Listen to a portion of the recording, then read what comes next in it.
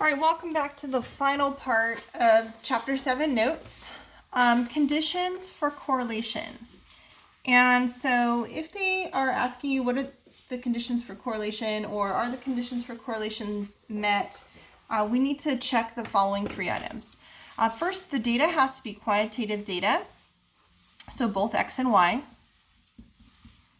need to be quantitative. The data needs to be straight enough, meaning that we have a fairly linear, I'll put here scatter plot. So our scatter plot is fairly linear. And then the last one would be that there's no clear outlier or the outlier condition. And so if there's a clear outlier, which we'll do some examples of in the next unit, if there's a clear outlier, we need to remove that outlier. Okay, and the last thing that we need to talk about is how to interpret the correlation coefficient. So let's go ahead and copy these down, the conditions for correlation. Pause here if you need to. Right. And the last thing that we're going to talk about is interpret the correlation coefficient, R. So I'm going to go back to our example. Our example was based off of the age in years versus the number of pages read per minute. And we learned that first to calculate our correlation coefficient, we had to standardize each X and Y value. So after we standardized each X and Y value, we find the sum of each X and Y's product, standardized X and Y, right? And we add those together, we got 5.87. We divide that by n minus 1, which is the number of the sample, which is 7 minus 1, which is 6. And we got a correlation of 9786. And so this is R is the correlation coefficient. We said that would mean it's a strong correlation. So in context, all right, I'm going to interpret this in context. So R equals 0.9786 in context means the R value of 0.9876 means that the association between the age, I want to be accurate.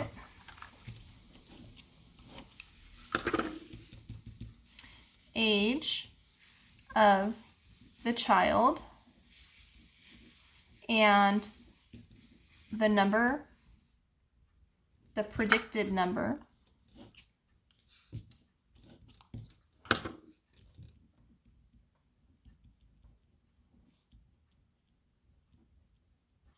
of pages the child can read is strong and positive,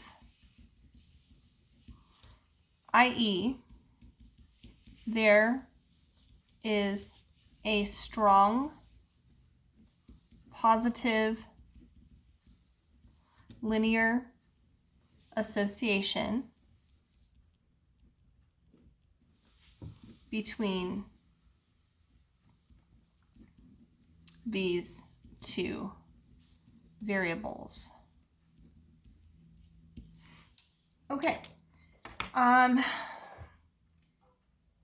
I think the next unit that we get into, I'm just triple checking here, chapter 8.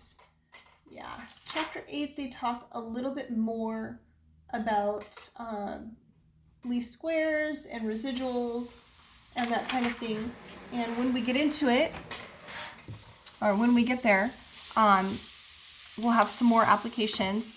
So the homework tonight, now that you've finished with all the notes, right, you should have 4 units of notes, is right here. Right, here's our data. So you are given your data a little differently than I have it right here.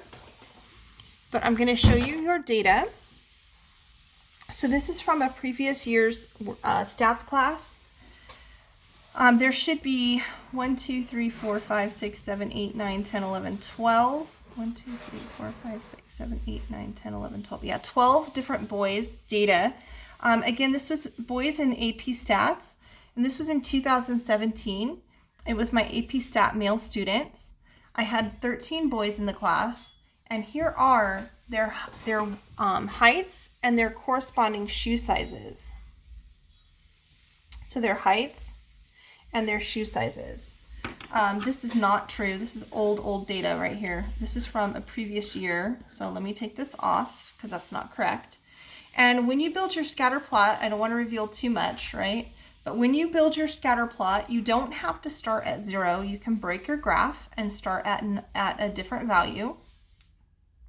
So I started at 9 and I labeled my scatter plot axes, boys' shoe sizes in male sizes. So I started at 9 and I counted by halves, and I skipped a line each time so that I could have some good data. Again, I don't want to show the entire scatter plot. I want you guys to do the scatter plot, but I do want to show you how to do the X and Y axis so that you have your axes correct. Again, I broke the graph. I started at 67 and went to 77. And I labeled my x-axis as boys' height in inches. Okay, I'm going to scroll back over to right here. You can pause it right here so that you can see all the data that you're going to need for your homework tonight. So here are your heights and shoe sizes, and that's what you're using. All right, guys, I hope you have a good evening. I'm really signing off this time. I had forgotten to mention those last 2 topics, and I forgot to give you the data. So I apologize. Here you go, and have a good night. Bye-bye.